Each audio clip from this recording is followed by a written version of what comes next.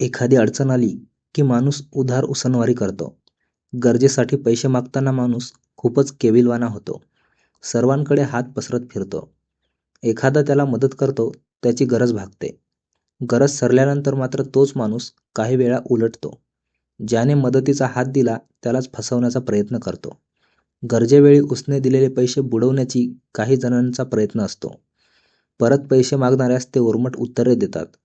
काही वेळा तर मारहाण करतात. नाशिक जिल्ह्यात उसने दिलेले पैसे परत मागितल्याच्या कारणातून एकाला दोघांनी मिळून ठार केले. देवळा तालुक्यातील मटाणे गावात घडलेल्या घटनेचा हा वृत्तांत. मटाणे तालुका देवळा या गावात अंजना नानाजी निक्षे आणि तिचे कुटुंब कांदा मजुरी करून उदरनिर्वाह करतात. मटाणे हे गाव अंजनाचे माहेर आहे. या गावातच तिचा लहान भाऊ दीपक निंबा साळवे हाही त्यांच्या कुटुंबासह राहण्यास होता. तो शेती करून त्यांच्या कुटुंबाचा उदरनिर्वाह करत होता. दिनांक 31 जुलै दुपारी 3 ते 4 वाजण्याच्या सुमारास अंजनाबाई ही तिच्या घरासमोर राहत असलेल्या आशा लक्ष्मण केदारे या वहिनीकडे बसलेली होती. तेव्हा तिचा भाऊ दीपक साबळे तिथे आला. त्याने वहिनीला सांगितले की गावातील छोटू रामदास केदारे हा मला शिव्या देत आहे. तेव्हा वहिनीने त्याची समजूत काढून त्याला घरी पाठवले.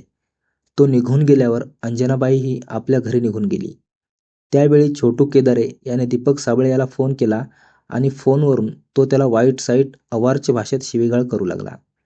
दीपक त्याला शिवीगाळ करू नको असं पुन्हा पुन्हा सांगत होता. तरीही तो त्याला शिवीगाळ करतच होता. तेव्हा त्याने त्याला तू इकडे ये, तुझा बेत पाहतो अशी धमकी दिली. तेव्हा दीपक हा समजावून सांगण्यासाठी छोटूकडे गेला. छोटूच्या घरी जाऊन दीपकने त्याला समजावले आणि तो घरातून बाहेर पडला.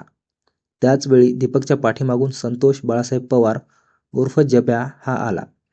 त्याने त्याच्या हातात असलेल्या धारदार शस्त्राने दीपक समोर येऊन त्याच्या छातीवर वार केला. धारदार शस्त्र छातीत घुसल्याने घाव वर्मी लागला आणि रक्तबंबाळ होऊन तो खाली कोसळला. हे पाहून अंजनाबाईने तातडीने रक्तबंबाळ झालेल्या दीपककडे धाव घेतली. दीपक छोटूच्या घराजवळ उतान्या अवस्थेत पडलेला होता. त्याच्या छातीवर डाव्या बाजूला मोठी जखम झाली होती आणि त्यातून रक्त वाहत होते. तो काहीच हालचाल करत नव्हता. तेव्हा तुषार निक्षे, केवल साबळे आणि सचिन असे 3घे जण जखमी झालेल्या दीपकजवळ आले. तोपर्यंत लोकांची तोबा गर्दी तिथे जमा झाली होती. हे पाहून संतोष बाळासाहेब पवार हा त्यांच्या घरात पळून गेला. दीपक यास एका गाडीत टाकून देवळा येथील सरकारी रुग्णालयात नेले असता डॉक्टरांनी तपासून तो मयत झाल्याचे घोषित केले. या घटनेची माहिती मिळताच पोलिसांनी घटनास्थळी धाव घेतली. घटनास्थळ व मयत दीपक याच्या मृतदेहाचा पंचनामा केला. अंजना नानाजी निक्षे यांनी दिलेल्या फिर्यादीवरून देवळा पोलीस ठाण्यात गुन्हा दाखल करण्यात आला.